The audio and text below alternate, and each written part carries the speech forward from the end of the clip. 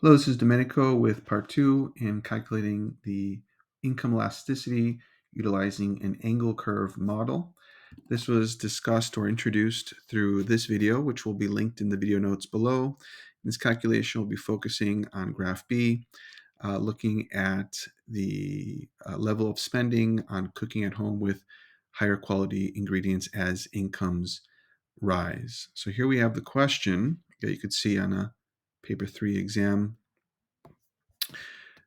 B, using information figure 2 below, calculate the YED for an increase in income per month from 3,200 to 7,000, and then state the type of good. So we're going to make note that income is rising, and then it's illustrating this model of utilizing the Engel curve. Figure 2, household expenditure, cooking at home with high quality ingredients. Incomes are rising per month, so we can see that. It's rising from 3,200 per month to 7,000 per month.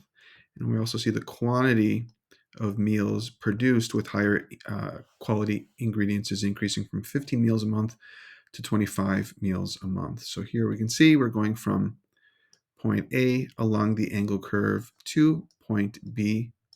And we're getting both a positive value here and a positive value here. So we're going to get a positive value for YED, which is going to mean it's going to be a normal good. We just don't know if it's a necessity or a luxury, but just illustrating here, we can see that the change in income is greater than the change in quantity, so it's going to be a necessity. So remember that in economics, the symbol Y equals income, and income elasticity of demand is measured through a formula, YED equals the percent change in quantity demanded divided by the percent change in income, and percent change is equal to the final value minus the initial value divided by the initial value times 100. And on your IB exams, standard level, higher level students will constantly be measuring the marginal change or the change in the value of one as the value the value of one thing increasing or decreasing to another. So here we have the formulas that you need, and so you can pause the video now and go ahead and calculate this, and we'll check your work in just a moment. So go ahead and pause. Okay, so let's check your work. So we're going to remember, let's say here, we'll use this, YED again is equal to the percent change in quantity demanded divided by the percent change in income. So let's calculate this first, the change in quantity demand. So percent change in quantity demanded. So let's take a look. This is our initial value. This is our final value. Here's our initial value. Here is our final value as we go from point A to point B. So we're going to take final minus initial, quantity 25 minus 15 divided by 15 times 100. And so that equals 15 minus 15 is 10 over 15 multiplied by 100. 10 over 15 is 0.6 repeating multiplied by 100. So finally, that's going to equal 66.66 repeating percent. So that is the value of the percent change in quantity. Quantity demand is increasing by 66.6% as a result of that change in income. So right here, we see that change there. That's a 66.66% increase in the level of consumption. Now let's address the change in income. All right, let's take a look at this. So the percent change in income, we're going to take final 7,000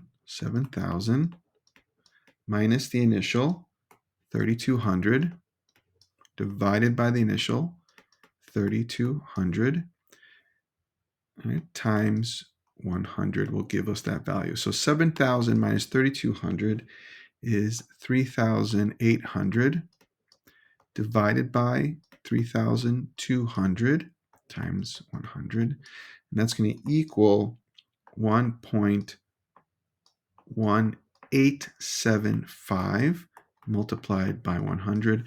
And so that finally is going to equal 118.75% increase in income. So the percent change in income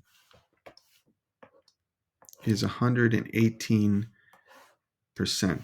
All right, so that rise here is 118.75%. So now we can finally calculate the YED value. So YED, let's say here, we're going to take these two values. Maybe I'll draw it right here. YED is going to equal the percent change in quantity, which we'll put right over here, 66.66 repeating percent, divided by 118.75%. And so that finally equals 0.56. All right, so YED is 0.56, and it is a positive value. All right, so to answer this final question, state the type of good. If if the value of YED is less than 1 but greater than 0, it is a normal good. That is a necessity. You're satisfying a necessity. As your income rises, you're satisfying your need to eat, but with a higher quality ingredients in food. So it is a normal good. That's a necessity. Okay, so we've answered that question. YED. Now remember, what does that mean? 0.56. That means that 0.56 over 1. So if incomes increase, right? If income increases by 1%, the demand for these higher quality ingredients to cook your food is going to increase by 0.56%, and vice versa. If incomes were to fall by 1%, then your demand for these higher quality ingredients to cook your food is going to fall by 0.56%. And that's it. We'll do one more calculation on luxury goods, and that'll be in the next video. If you have any questions, feel free to comment those questions below, and don't forget to subscribe and to like. Thank you so much.